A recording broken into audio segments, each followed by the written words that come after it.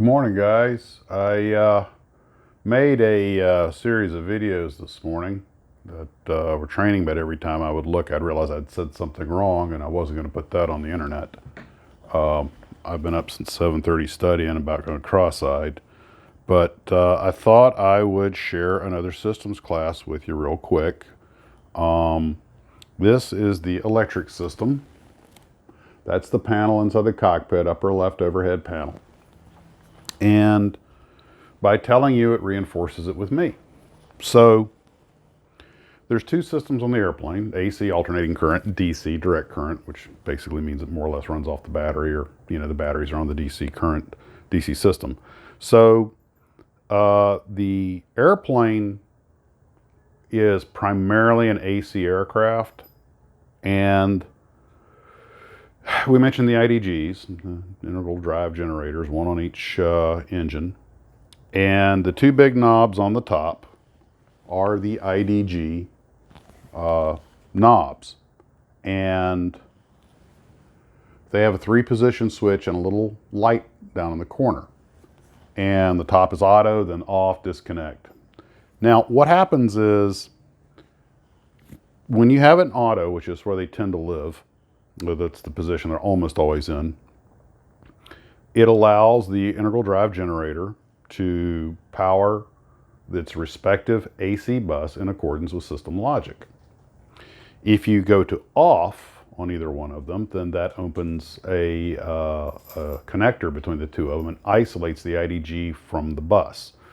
Now, of course, when that happens, the AC bus is going to go looking for power, so it'll probably go to the bus tie, which will be powered by the other side.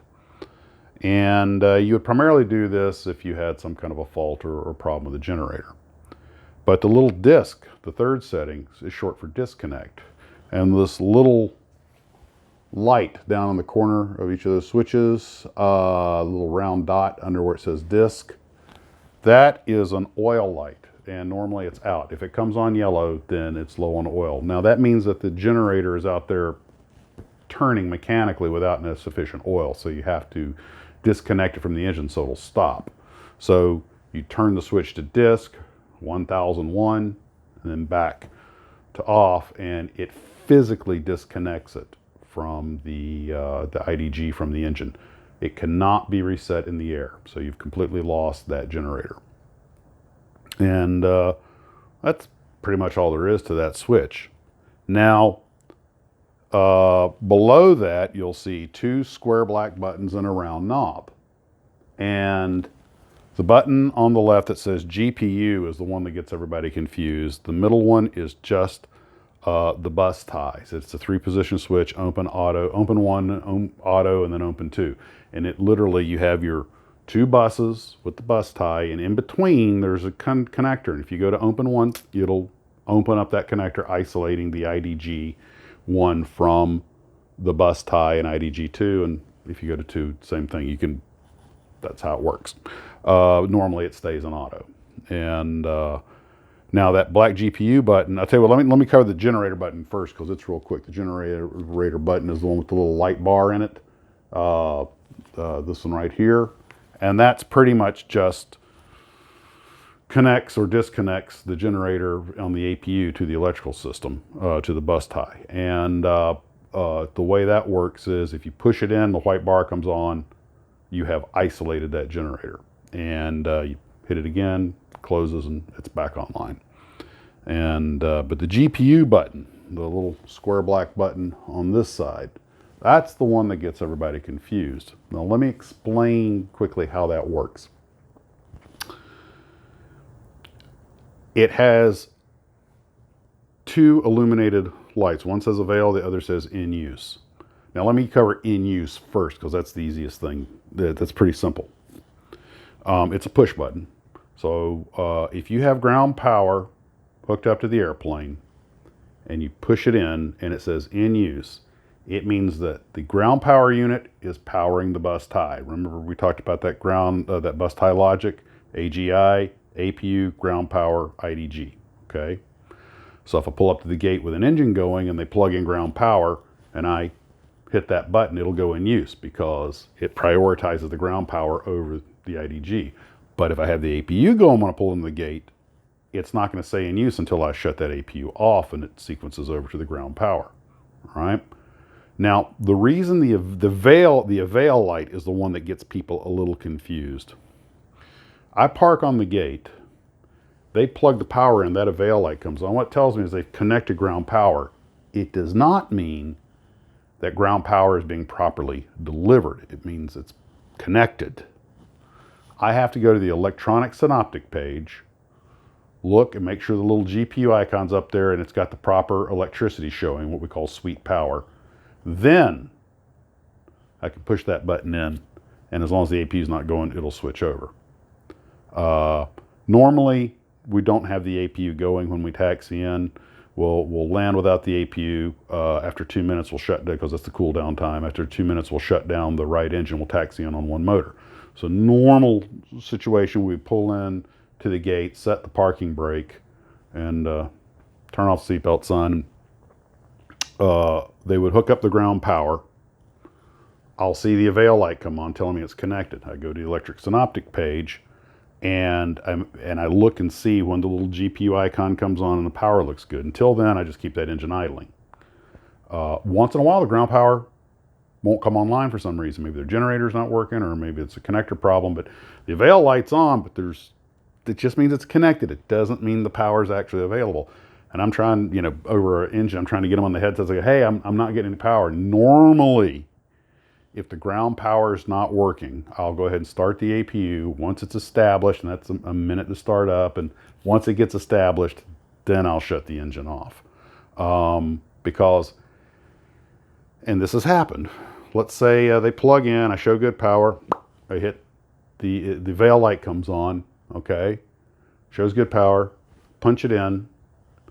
Since the APU is not going and it prioritizes ground power over the engine, the avail light goes to in use. Now I know the ground power is powering the bus tie, which is where the power is distributed from. So I shut down the engine. The generator drops offline, no problem. Then for some reason, the ground power drops off. There's just all kinds of reasons. Now everything starts shutting off, and the only thing I have are the batteries. So everything's running off the batteries. And it starts, stuff starts dropping offline. So remember, if it says avail, it just means it's plugged in. It doesn't mean that it's actually properly powering the AC bus tie. So you have to go check your synoptic page, and it'll say avail until such time as ground power is actually the power source powering the bus tie. And what was the bus tie logic? APU, ground power, IDG. So what happens if I pull into the gate and I have the APU going and they plug in and I hit the button? It just says avail because it's still being powered by the APU. Clear as mud. Then you get down to the DC power below that, and the three switches along here are just transformer rectifier units. There's TRU1, TRU2, and TRU Essential in the middle. And if I throw that switch, it just isolates the TRU from its respective bus. But this similar looking switch down here, if I throw that one, the mother of all bus tie switches, it opens all of the TRU bus ties, buses from each other. So it isolates each bus from each other. And now, if each TRU is properly powering its associated bus, and I open all those and I hit that big bus tie switch, nothing's really going to happen because everything's being properly powered. But they can't help each other out, okay? And things like that are usually done to isolate faults. And then the last two on the bottom, the two round dowels, are the battery switches. You'll notice battery 1 says off on, battery 2 says off auto. And when the airplane is completely shut down and the batteries are off, those batteries are still powering hot battery bus 1 and hot battery bus 2. And there's only a few things on there. They don't really put any strain on the battery. There are things that under any circumstances you would have to have a power source for, like firefighting equipment, things like that. But when I flip the switches to on and auto, they then connect to the essential buses. Now, sometimes people get confused. Don't confuse a hot bus with an essential bus. Those are two different animals. There's a lot more on the essential bus. In fact, the first stage of powering up the airplane, turn the batteries on, both essential buses come online and a lot of stuff comes to life. Not everything, but a lot of stuff. Enough that you can start getting the airplane ready. Now, battery 1 is just off on. Pretty self-explanatory. Battery 2 has off auto because battery 2 actually has another function. It has to be able to switch over to the APU start bus to start the auxiliary power unit when you don't have any external AC power source. Okay? So if I go into a cold airplane and I want to power it up using the APU, I have to do a battery start on the APU. So once again, do my checks, get the both batteries flipped to on and auto. Once everything's stabilized, then I can start the APU. I go up and crank the APU. Battery bus 2 is going to switch over to the APU start bus.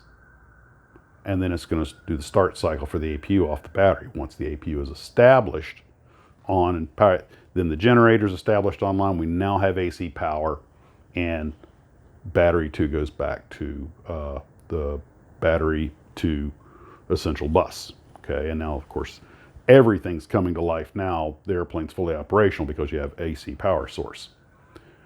One quick side note that's tangentially related.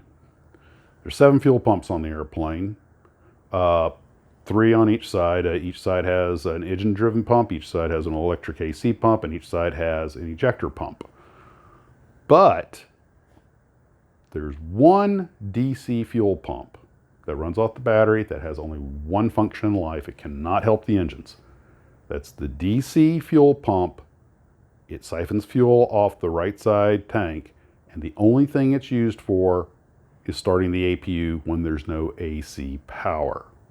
So when I've got the batteries turned on and auto, and I start the APU, and battery 2 switches over the APU start bus, it flips on the DC fuel pump to provide fuel to the APU to start. Once the APU started, that pump shuts off, done its job. That's all it was there for.